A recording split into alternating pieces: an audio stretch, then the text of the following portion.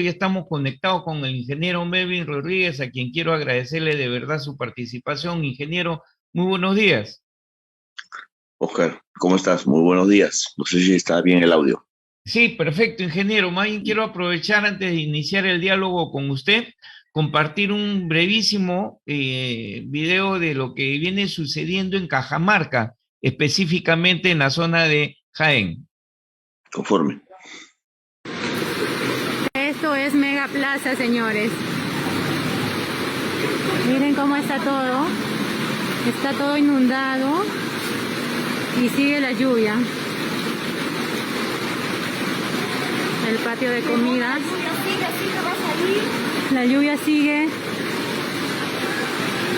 y todo está inundado. Miren cómo estamos. Bien, esto es lo que ha sucedido en Jaén hace dos días. En pleno centro de Jaén hemos podido ver cómo las aguas, producto de las lluvias intensas que ha habido en este sector, han inundado toda la ciudad. Las imágenes que hemos visto son las de Megaplaza que hay en Jaén. Bueno, y esto nos tiene que advertir de que entramos a una temporada de lluvias en donde ya los científicos han empezado a advertir la presencia del fenómeno La Niña, han empezado a advertir otra clase de fenómenos que tienen que ver con el cambio climático. Y frente a esto, tiene que actuar la prevención, la prevención.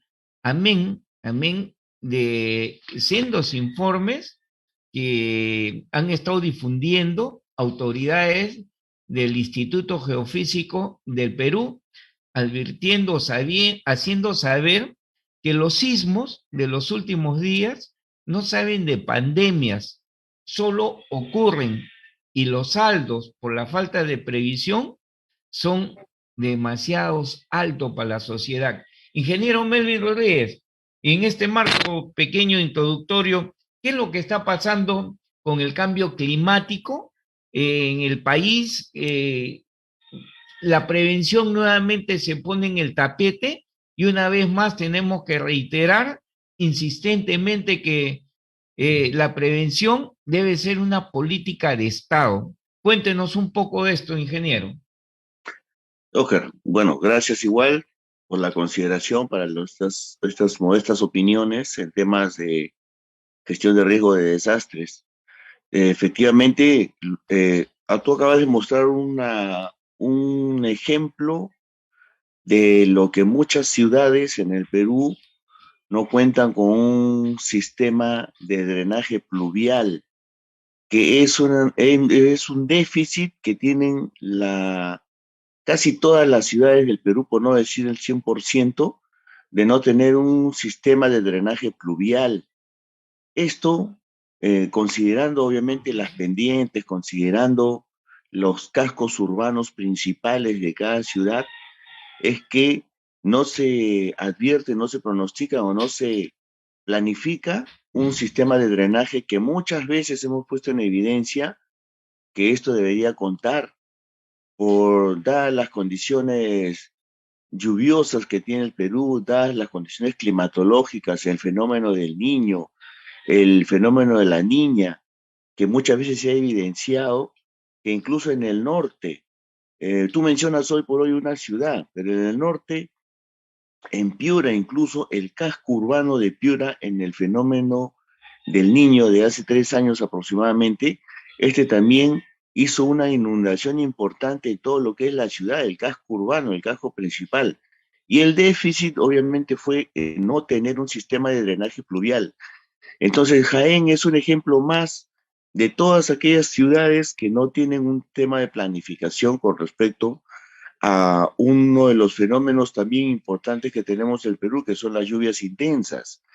Entonces, eso vemos como una vez más la falta de previsión o la falta de una planificación sobre un fenómeno adverso que comúnmente tenemos nosotros año a año, es que nuevamente se ha afectado no solamente los aspectos comerciales, industriales, educativos, residenciales y todo aquello que esté enmarcado en un casco urbano.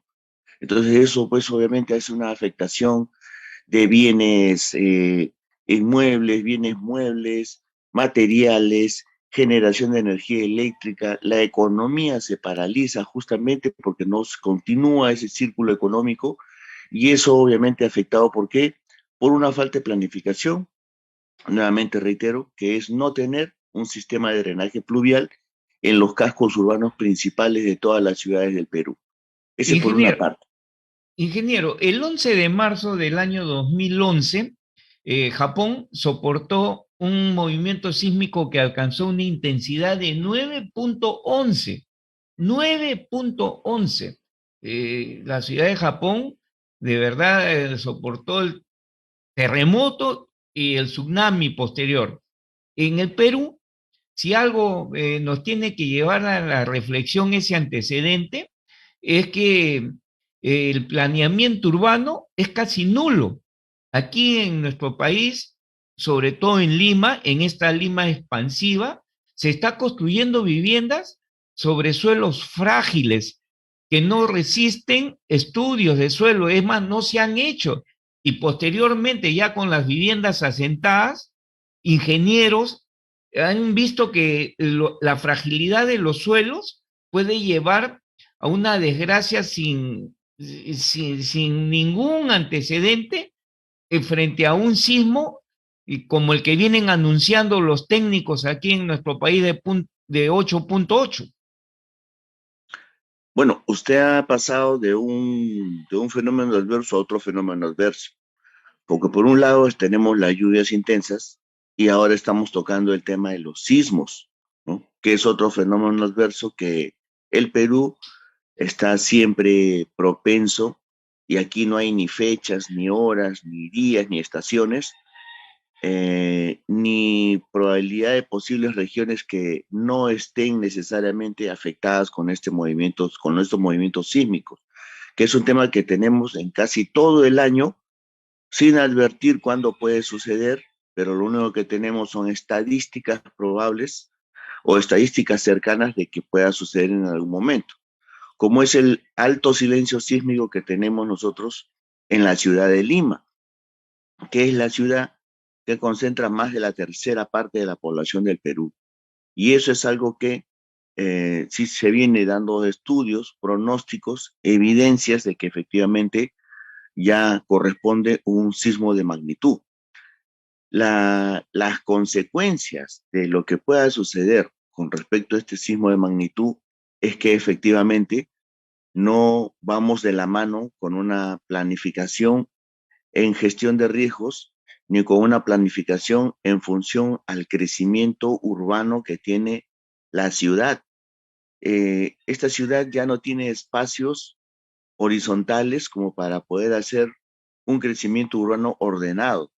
Lo que está quedando es prácticamente tomar posesión de los espacios no permitidos y que estos están siendo ocupados por personas o grupos o agrupaciones que de manera irresponsable están tomando estos espacios que no son adecuados para poder hacer una vivienda urbana o cascos semiurbanos o urbanos como para poder hacer un crecimiento.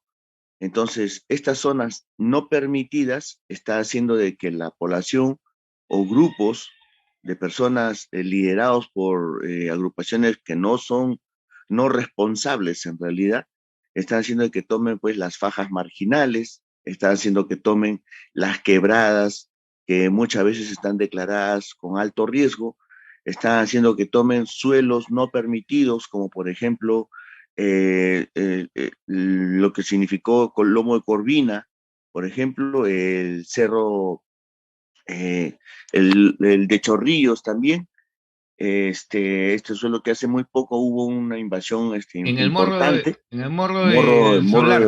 el morro solar, por ejemplo, que son suelos que no están permitidos para poder hacer un tema de expansión urbana, llámese a nivel horizontal. Entonces, y que hace poco incluso acá en Caraballo han hecho un desalojo de magnitud importante, sacando a toda una agrupación familiar que está ocupando la faja marginal. Entonces, la faja marginal también tiene su zona de protección, su zona intangible, que estas no pueden ocuparse por la probabilidad de un desborde, y que esa faja marginal justamente me representa la zona de protección ante una salida o crecida del río. Sin embargo, la falta de vivienda y la irresponsabilidad de algunos representantes de pseudos viviendas, de pseudo crecimiento de viviendas, están haciendo de que estas áreas sean siendo ocupadas, y que muchas veces incluso algunos distritos, enmarcados por sus autoridades o por sus funcionarios, incluso estas las registran con un código predial y pasan a ser parte de los impuestos prediales, ocupando estas viviendas no permitidas y generándoles justamente un impuesto predial y haciéndolas de una manera formal. Entonces, ello es un conjunto de responsabilidades entre instituciones de ver en dónde no se puede ocupar justamente las zonas que no están permitidas. Y aquí el resultado adverso, que cuando suceden los fenómenos naturales como este sismo, como estos sismos que permanentemente estamos expuestos en el Perú, es que tenemos una serie de probabilidades en resultados altos, en fatalidades y destrucción de bienes urbanos o componentes urbanos. Entonces, ahí resultado justamente de una mala planificación, de no tener una clasificación del tipo de suelo, en donde en Lima al menos ya no existe un suelo de expansión urbana a nivel horizontal, porque las planificaciones ahora, que ya están copadas en Lima sobre todo, lo que quiere es hacer un crecimiento urbano vertical, y, y considerando incluso el tipo de suelo que vaya a soportarme determinadas cargas o niveles de pisos. Entonces, ello hace de una alta responsabilidad, en donde ya aquí se tienen que ver nuevas ciudades, nuevos espacios en nuevos suelos, donde efectivamente tengan una precondición, que sería clasificar el posible suelo de una posible de ciudad futura, en donde ésta pues tenga también una clasificación de nivel de riesgo medio o bajo, considerando una evaluación de riesgos, para que estas nuevas ciudades ya tengan esa probabilidad de condición de riesgo bajo o medio, considerando los factores climatológicos o factores adversos que nosotros tenemos en el Perú, ¿no?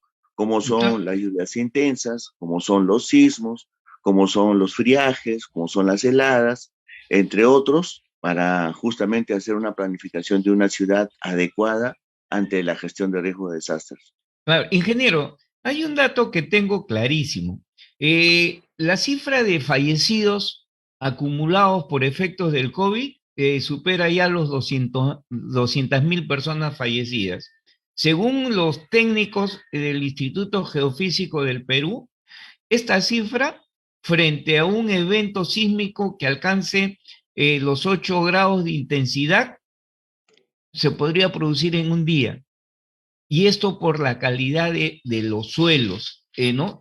Y ellos insisten en esta política de prevención, es decir, nos dice, oiga, estamos frente a un problema mayúsculo, donde aquí lo único que podemos hacer es minimizar los efectos en base a la prevención, una política de Estado absolutamente preventiva.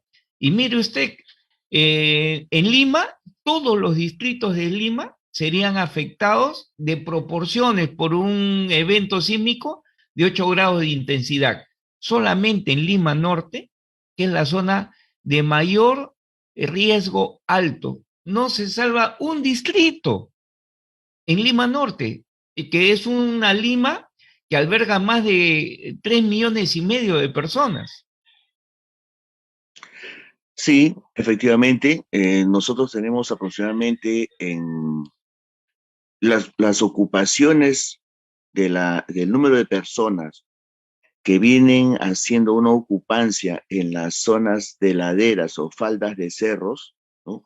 En las lomadas o faldas de cerros, las laderas, bordean aproximadamente entre 1,5 millones y 2 millones de personas, considerando todo el circuito de laderas que existe en todo lo que es Lima metropolitana. O sea, estoy hablando de las afueras de Lima Centro, digamos, ¿no? Los conos de Lima, los Claro, conos, ¿no?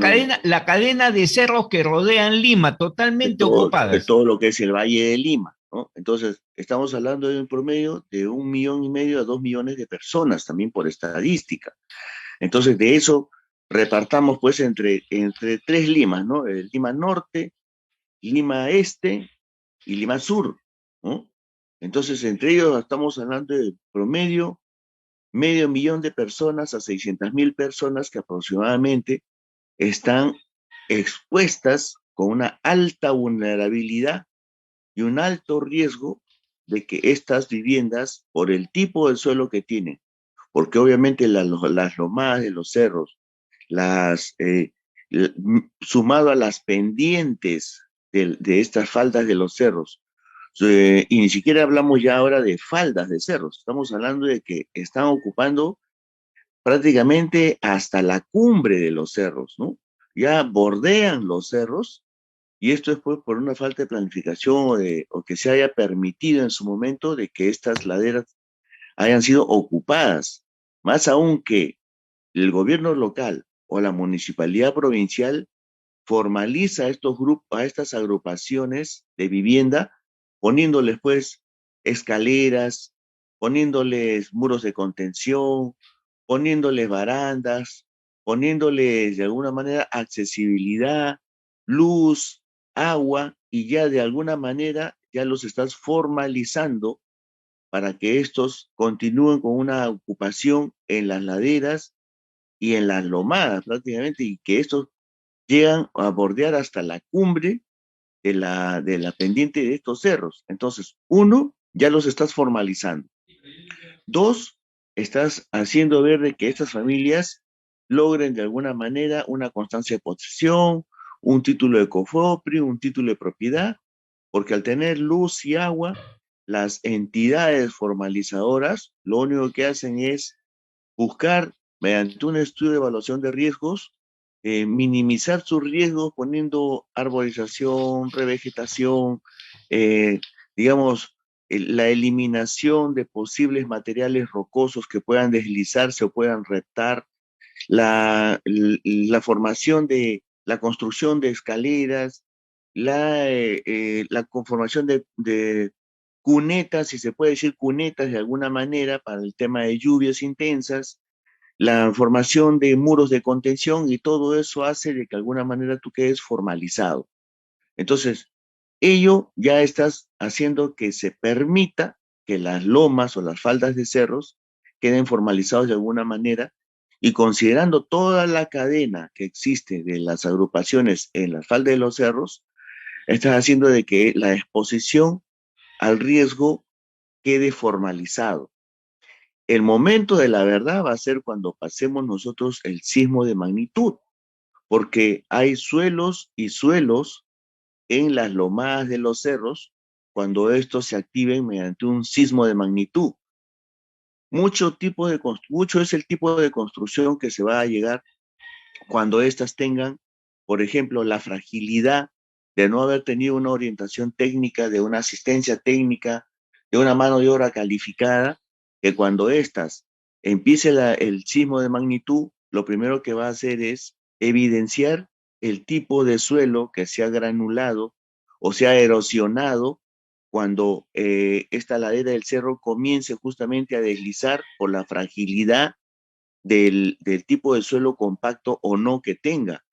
Entonces, ¿qué tipo de construcciones vemos? Vemos hasta construcciones de material noble, de 3, 4, 5 pisos en las medias lomadas de los cerros o en las partes altas de los cerros incluso. Construcciones de material noble, pongamos pues de 3 pisos. Si no tiene una estabilidad de suelo apropiado o con anclajes justamente de lo que es las bases o la cimentación, estas son altamente propensas a generar un deslizamiento por el tipo de suelo y por la falta de orientación técnica, que estas van a deslizarse. Y si más arriba o más abajo yo tengo construcciones que no necesariamente son de material noble, sino lo que comúnmente se ve, ¿qué hacen? Buscan una horizontalidad al tipo de suelo, le dan horizontalidad con pircas, en piedra sobre piedra, y que en algunos casos lo que encuentras es llanta sobre llanta. Entonces, Increíble. eso de ahí obviamente me va a generar un deslizamiento porque la horizontalidad que se le ha buscado para poder hacer una vivienda no son pues las construcciones adecuadas, sin asistencia técnica, sin orientación técnica, sin un anclaje, sin un enclavaje en la parte del tipo de suelo, que muchas veces es un suelo erosionado. ¿Por qué? Por justamente las altas temperaturas, la radiación, las lluvias intensas y la irradiación, las lluvias intensas y todo eso hace de que sea un suelo que justamente está sobrepuesto por la gran cantidad de años que llevamos nosotros pues como un planeta construido con un tipo de suelo que en algún momento fue la roca madre, la roca ígnea, la roca maciza, producto de la agrupación de este arrugamiento que tuvo la Tierra y que, producto de estas condiciones climatológicas, ha generado erosión y ha generado el, como se dice, el desmoronamiento del tipo de suelo que en algún momento fue roca madre y que ahora pues tenemos grandes niveles de suelo eh, desgranulado o suelto, material suelto que en algún momento solamente se podría Increíble. compactar con obras de ingeniería de magnitud. Pero eso, como usted sabrá, no se verifica, no se visualiza en la ladera de los cerros. Sumado a la formalidad que le da el Estado, el gobierno local, la municipalidad provincial, que quedan estos ya formalizados, pero las Qué consecuencias terrible, y ¿ah? las fatalidades se van a ver cuando tengamos justamente este pronóstico del sismo de gran intensidad que nosotros tengamos en la ciudad de Lima. Ingeniero, de verdad que qué dramática su exposición, hay que entenderla y de verdad esta es una alerta que debe estar en la agenda diaria del Estado.